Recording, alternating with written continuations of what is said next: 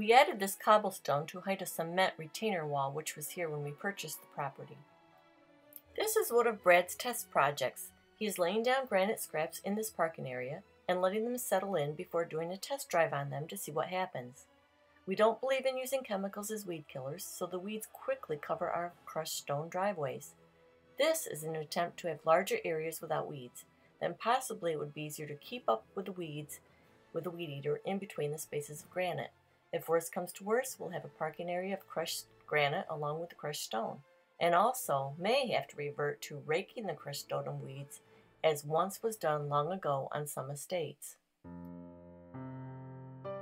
Rows of Sharons, terraced hillside. This is normally our vegetable garden area.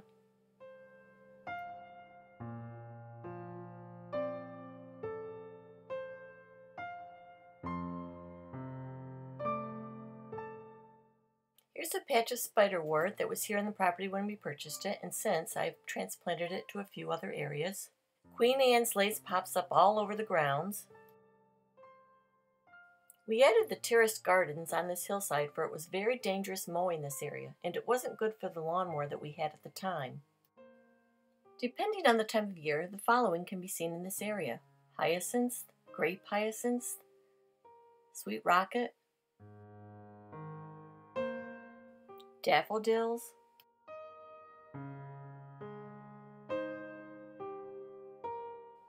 roses,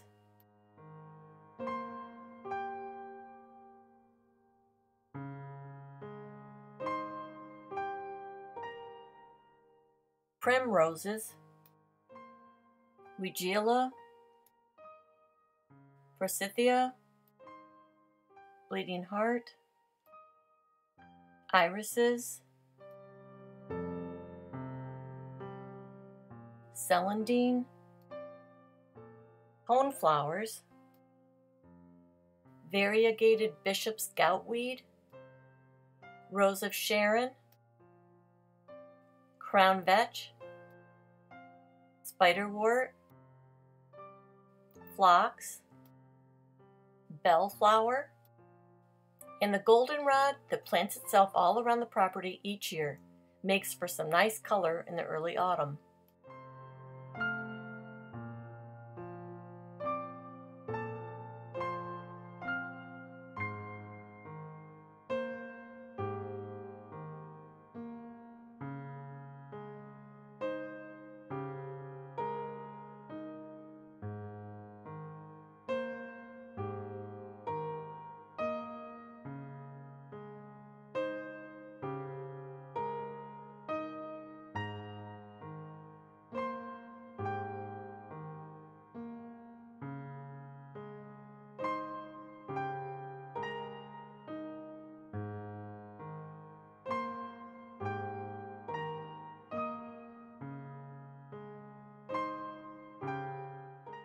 I am now standing in front of the cottage, which we have named Alluring Artiste.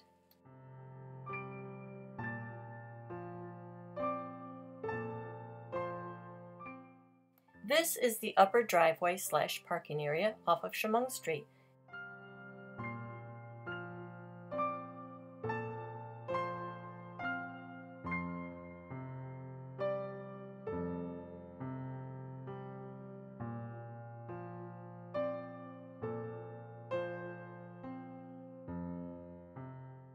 I am now looking at the terraced hillside from the top of the hill.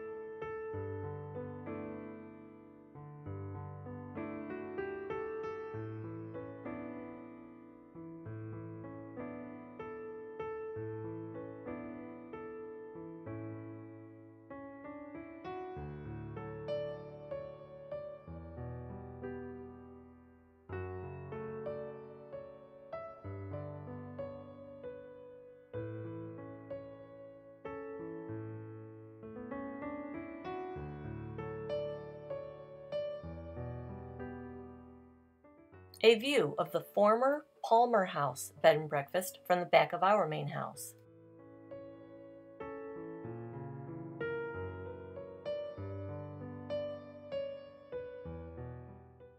The well house and the European Copper Beech tree.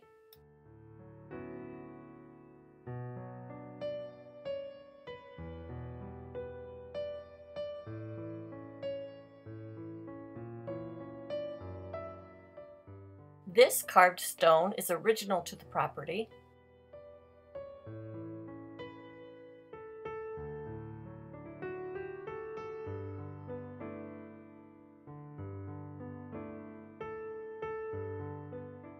A bench we will be restoring. Remnants of a former slate roof from another property that someone thought we could reuse. This slate was way too fragile to be reused, so it's being reused here for a future sitting area. The Virginia creeper vine that the Japanese beetles are attacking for the second season in a row. After the leaves were destroyed last year by the beetles, I planted morning glories here, but they did not do well. I am thinking next to plant some type of ivy here and or clematis. These beetles are very destructive and are not only attacking this Virginia creeper, but also the grapevine, and I've seen them on some of our hosta and roses. I lost 2 beautiful lily trees to these pests last year. They eat the leaves between the veins and leave a skeleton of a leaf when done. The first written evidence here in the United States of the Japanese beetle was in 1916 in New Jersey, and were thought to come in a shipment of iris bulbs before 1912. When a beetle finds a good plant source, it uses pheromones to attract other beetles to the plant. The beetles will alternate daily between mating, feeding, and laying eggs. We thought about getting beetle traps, but then read that studies have shown that beetles attracted to the traps were ending up on nearby plants more than they were in the traps, causing even further damage. I read that some spiders, assassin bugs, predatory stink bugs, and birds will eat the beetles, but I haven't witnessed that going on here. Robins and cardinals are said to eat them.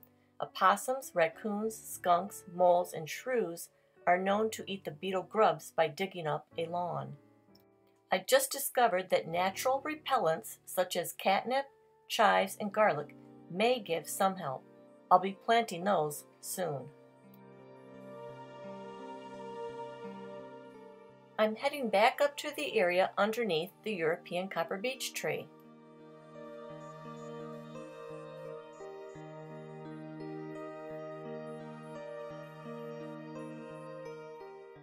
We are in the process of restoring this well house, which is original to the property.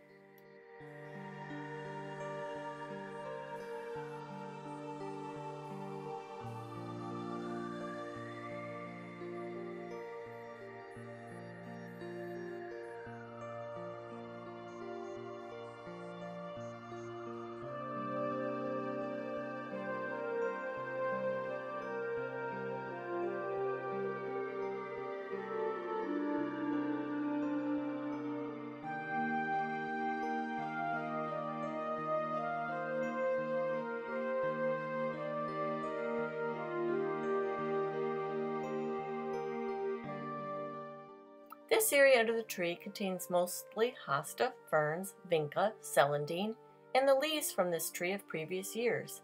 When researching the tree, we found that it is necessary for the health of this tree to leave its fallen leaves here under the tree.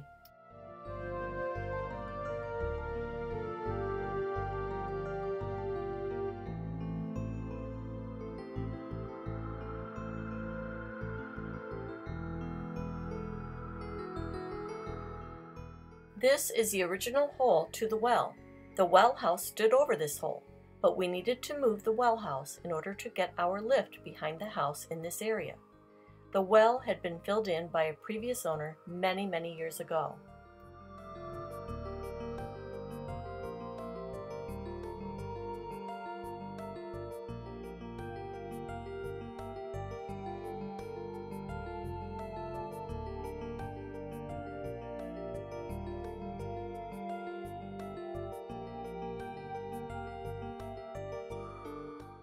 This is our fern, hosta, and cobblestone rock garden area.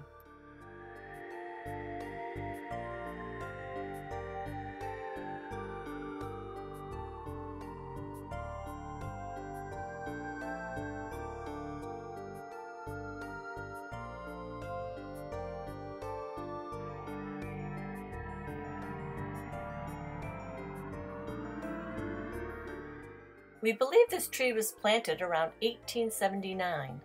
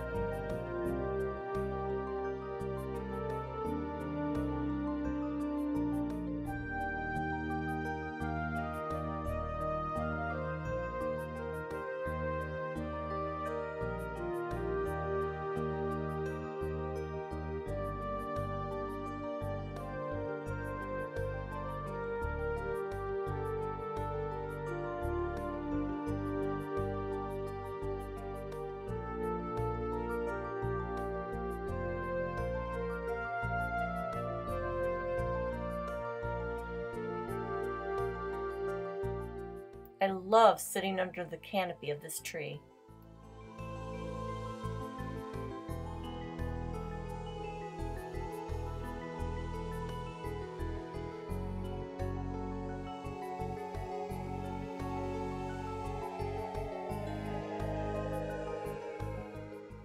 I'm back to the hosta garden along the northeast side of our property.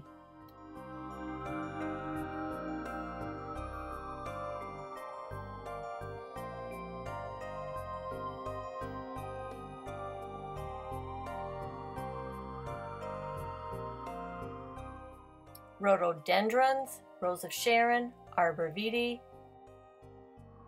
This is a picture from last year at the end of July of the northeast corner. Phlox, hosta, variegated bishop's goutweed, and black-eyed Susan, with spirea shrubs, also known as bridal wreath, in the background. I try to keep the spirea trimmed to 3 feet or below and to look more like a hedgerow since it's planted on the corner of 2 streets. Normally, this would look more like a fountain-type shrub and would grow up to 10 feet tall. I have no idea who planted these and how old they are. Normally, these shrubs would be pruned in the spring shortly after the white flowers bloom, but being on this corner, I have to trim them 3 times a year. I'm looking at the northeast corner of our property, the corner of Chemung and Athens Streets. Goldenrod, Rose of Sharons, and Celandine.